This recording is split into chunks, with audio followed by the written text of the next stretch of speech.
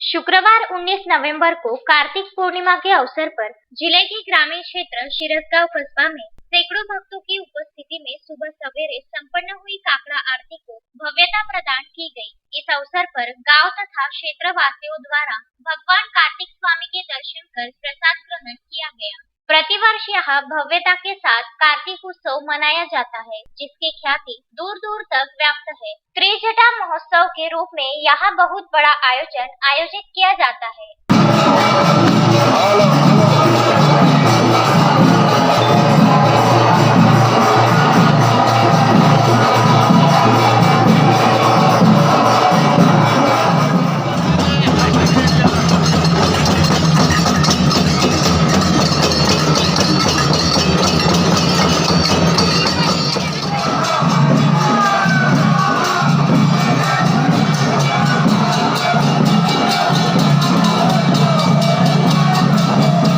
पंकज साबू के साथ जय Kumar KIA, Vidarbha news Paratwada.